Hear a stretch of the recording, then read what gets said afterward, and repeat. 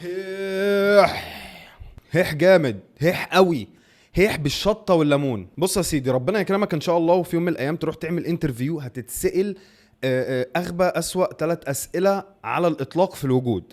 وهو اول سؤال منهم: حضرتك جاي تشتغل عندنا ليه؟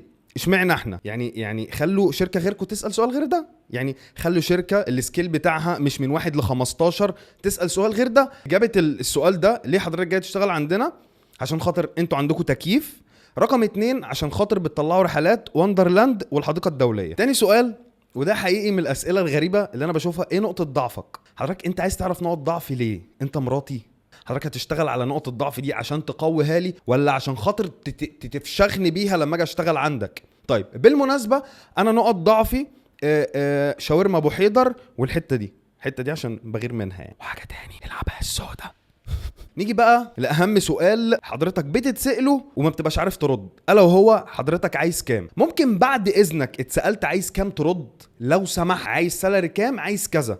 ما تقولش اللي انتوا عايزينه، يعني ما تحسسنيش ان انت حضرتك بنت بكر في ثالثه ثانوي ماسكه الملزمه كده كده ورايحه الدرس اللي هو اللي انتوا عايزينه. حضرتك انت مش قاعد عندنا سايبك وبيقولوا لك تشرب ايه، هتاخد كام، هاخد كذا. لان السؤال ده بيتسأل عشان حاجه من الاتنين: يا اما هنشوف هنبدأ نتفاوض من انهي نقطه، يا اما عايز يوفر وقت. يعني هتطلب كتير اتكل على الله، هتطلب قليل تعالى انت حبيبنا. وانصحك يعني تبعد عن الشركات دي لو في ايدك يعني.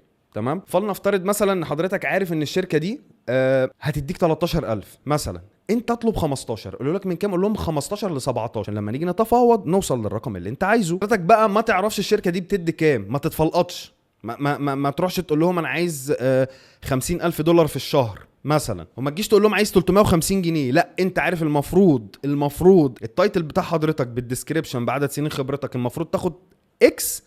انت اطلب اكس وحته، لازم تطلب اكس وحته. وفي طريقه بتنفع ان انت تعكس الايه تتعكس ازاي؟ ان الاتش ار قاعد بيكلمك تقول له: حضراتكم حاطين بادجت قد ايه للتايتل ده او الوظيفه دي؟ لو الاتش ار ردت عليك وقالت لك ما اعرفش الكلام ده مع مدام عفاف في الدور السابع، قول لها: بعد اذنك روحي اسالي مدام عفاف وتعالي لي، عشان انت كدابه يا كدابه. حضرتك لو مش مزنوق قوي في الشغل، لو مش مزنوق، لا خلاص، لما حضراتكم تعرفوا انتوا حاطين بادجت قد ايه للتايتل ده ابقوا كلموني. والسلام عليكم ورحمه الله وبركاته.